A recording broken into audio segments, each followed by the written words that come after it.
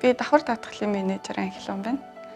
За давхар даатгалын менежерийн үүрэг нь бол давхар даатгалтай гэрээг боловсруулах, бусад давхар даатгалтай гэрээ болон бусад материалуудыг мөн нөхөн төлбөрийн материалуудыг хоёр хил дээр боловсруулах.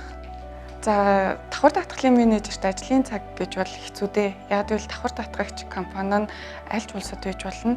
Тэгэхээр тухайн улсын цагаар ер нь ажиллах тохиолдол айгүйх гардаг. Ер нь шөнө нойргүй хонох одоо за баяа гэхэд давхар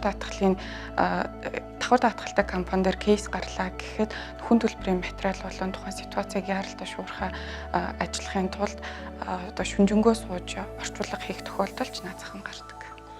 За миний анхны кейс бол жоохон хүнд тохиолдол гарч ирсэн. Энэ гадаад зурчигчийн даатгал дээр байсан. Гэр бүлэрээ аяллаар гадаад улс руу өвлийн амралтаараа явж исэн байгаа.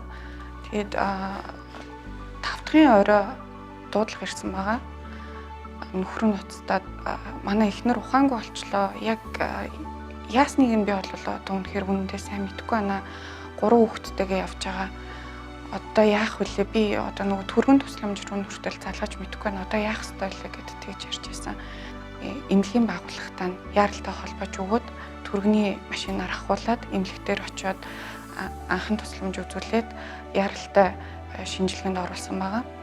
Тэгээд харамсалтай шинжилгээний хариу нь болохоор одоо тархины цусан хангамж мууцнаас болоод цус харуулт өгсөн байна. Яаралтай хагалгаанд орох шаардлагатай гэж хариу гарсан. Нөгөө карт уншдаг пост барьж ирээд одоо ингээд төлбөрөө үгүй бол эмчилгээ үйлчилгээ чи одоо ингээд зогсох гээд байна. Яах вэ гэд хүрээд ирдэг. Тэгээ энэ бол айгүй хэцүүлтэй гадаад улсад аялж явж байгаа хүмүүст баталгааг нь гаргаж өгөөд ингэснээрээ тухайн эмнэлгийн даатгуулагч нарт маань эмчилгээ үйлчилгээгээ үзүүлж эхэлсэн байгаа.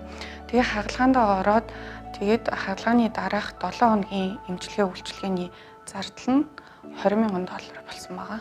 Зарим тохиолдолд бол зайнаас ахиур хийн тэгээ нөгөө эмнэлгийн ажилтнуудтайгаа харилцаж ярихдаа бараг өөрөө эмч юм шиг те хүнд онш одоо ангаахын хэллэгүүдийг хүртэл мэддэг байх шаардлагаас зөндөө гардаг. Тэгээ яг нөгөө нэг хоёрыг холбох гүүр мэт ажилдаг.